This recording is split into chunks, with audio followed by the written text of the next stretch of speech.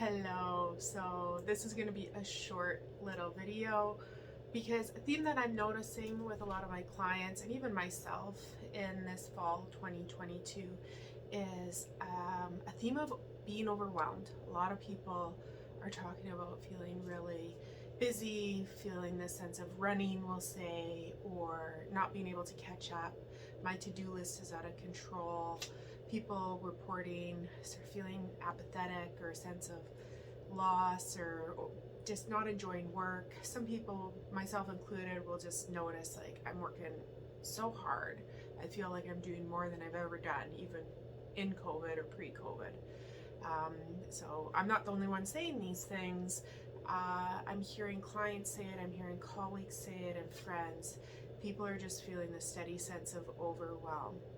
And now in Edmonton, anyhow, up here in Alberta, we just got this huge dump of snow in one day that's like very unique. I can't remember that in my whole life. That all of a sudden in one day it's winter. And it's just interesting, coming out of lockdown and a very strange couple of years. Our bodies are still trying to make sense of it, our brains, our whole sense of being. And we have some continued respite from the stress and difficulty that we all endured. And so some of us are going to notice some of these markers. It's just like our bodies are still working out, trying to make sense. This is not correct. However, I think of it this way. A metaphor that I think of is with trauma and difficulty. It's like all of our little cells are trying to make sense of it, and they're saying to the brain, mommy, or daddy, like help me make sense of this. So our whole bodies are still trying to work it out. With this steady sense of overwhelm, people might notice, some foggy thinking, sense of depression, apathy, irritability, fatigue. Lots of fatigue going on. Maybe that's some post-COVID symptoms for some people, but we're all just really stressed out, and we're sort of sticking our heads out, noticing the world is still turning and people are still available. And a lot of that's quite exhausting. As well, we have had limited circles, so now being around all these central nervous systems, we've got to adjust again. Take some challenges to be out, to connect, do some fun activities, okay? So here's I don't want to take tons of time because I'm talking about being overwhelmed. I don't want to overwhelm you with content, but here's some things. Let's be alive in the life that we're given. I've said this before, so enjoy. Find some things to enjoy. Go to concerts, get involved in activities, do a cookie exchange, a book club. You can do Zoom activities still. Get back with your choir, go back to church, get your kids in 1 or 2 activities. I mean, you don't have to put your kids in 5 activities. That's a whole other way to overwhelm ourselves.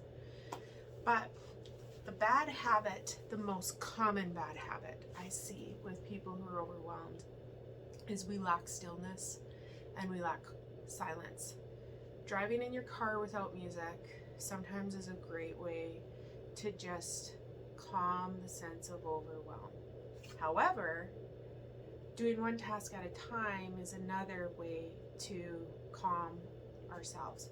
Laying on your bed and listening to an album, cover to cover, or a really nice playlist. I'm not going to judge your music taste. Mine's probably better, just saying. However, one thing at a time. If you're listening to music, just listen. If you're driving, you can just drive. If you're drinking a cup of coffee, sit and drink a cup of coffee. Trying to just be present in the life that we're given. Be alive in the life that we're given and pace ourselves with it. So there's a theme of overwhelm, and what are some of the things we do to just steady ourselves? Also, I think knowing markers of when our life is in balance. Now, I talk about balance a lot. It was my thesis research was on the wellness wheel and balance. So I think it's a great, simple tool of self-evaluation. One thing I noticed about myself over the past month is that I didn't have hard-boiled eggs in my fridge. When I am really sort of in sync and at peace with some of my healthy habits in life, I just notice that one of the things currently is I have a theme, there's hard-boiled eggs in my fridge. And as I noticed there weren't hard-boiled eggs in my fridge, I noticed that it made sense of some of my overwhelm. I've been so overwhelmed that I haven't been taking the time to hard boil my eggs so that I have an easy option for healthy breakfast in the morning. Maybe sounds a little bit constructed, or somebody could say that's oversimplified or weird. That's just one of the ways that I notice that overwhelm is getting the best of me. How am I doing with different things? How's my laundry doing? You know, how is the mess in my car doing? How am I doing with just like taking care of myself in different ways? Am I reading anything good? Am I listening to helpful podcasts? Just noticing, what are some of the markers in your life, small or big, that you're doing okay?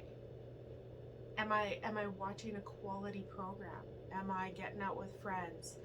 Am I reading something good, or noticing my sense of spirituality? Am I balancing my work-life calendar?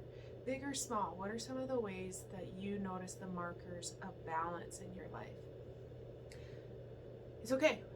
Overwhelmed is an emotional state. We notice it, we allow ourselves to be present with it, and we honor the overwhelm by getting slow in different ways, and also noticing the things that just help us to have a sense of our footing. It's icy out there. It's always icy, but literally it is. It's literally icy out there right now. So we want footing. Okay, go easy on yourself. If you're feeling overwhelmed, you're not alone. And if you're feeling overwhelmed, talk to a friend, talk to a loved one, reach out for a mental health professional. You don't have to feel overwhelmed alone, and it's just really not good for you. There's reasons why we feel the way we do, and let's figure them out together. All right, take care. Bye.